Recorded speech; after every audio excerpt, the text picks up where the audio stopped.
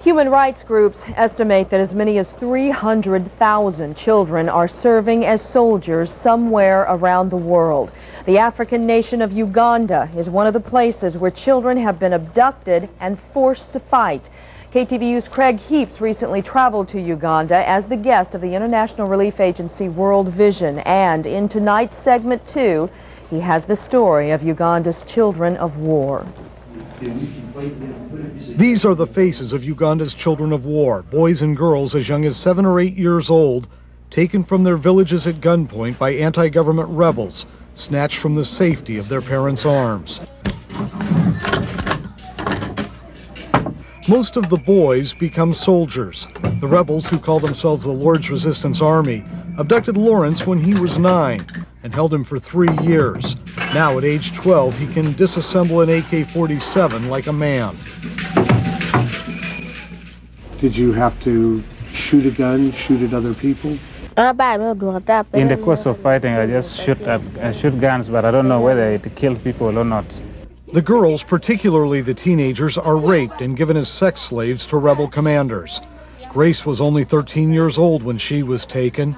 She cannot forget the man who kept her as a wife for the past 2 years. I hate that man, and if I could see him, he would be killed. Then I asked him, who would kill him? I would kill him. Over the last 14 years, anti-government rebels have abducted more than 10,000 children out of villages like this one in northern Uganda. They are then taken into the bush where the rebels steal their childhood and their innocence from them. Their stories have been confirmed by the United Nations and an alliance of human rights organizations, including Amnesty International. In the chaos of a shooting war, many of the children have escaped. The Ugandan army gathers them up and treats them in its own barracks until it can hand them over to non-government organizations such as the international relief agency, World Vision. World Vision has set up a rehabilitation center here in the northern Uganda city of Gulu, where over the past 5 years, 5,400 children have arrived wounded, depressed, and deeply traumatized. The Lord's Resistance Army, the rebels, forces the children to walk barefoot for miles to their camps across the border in Sudan. Those who cannot keep up are often killed, sometimes by other children. I was to beat the people, other children who were abducted. And if you didn't do that, what would happen? I would have been killed. If they told you to do something, if you refuse, they will beat you, or sometimes they will kill you.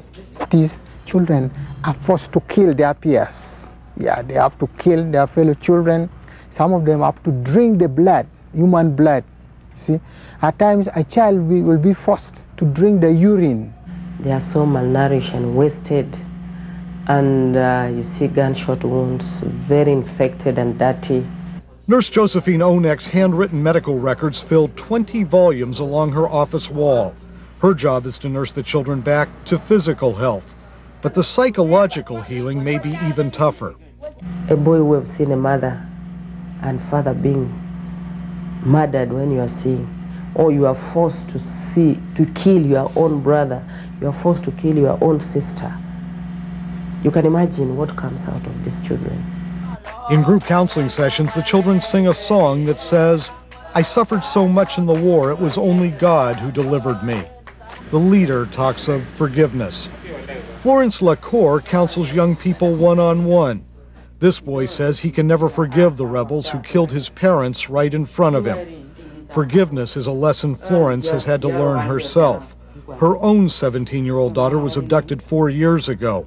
Florence has not seen her since. When I sleep, sometimes I dream I'm talking to her, but I forgave them. I even forgave the rebel leader. I think by forgiving, released the pain that is within me. There are so many World Vision can keep each child only 45 days. Some find family waiting to greet them when they come home. An uncle and grandmother waited for 12-year-old Yefes, whom they had not seen since his abduction 3 months before. But for others, the future looks dim. They've missed years of school. Their parents have been killed. Their bodies have been maimed. Some girls have given birth. And when they tell you how they got that pregnancy, some of them don't even know the father of the baby. And they produce these children, sometimes they don't even want to touch them. Many girls and boys have sexually transmitted diseases, including AIDS. And we were told an estimated 4,000 abductees remain in the rebel camp in Sudan, still waiting to come home. While those who have look for a normal life again. In Gulu, Uganda, Craig Heaps for Segment 2.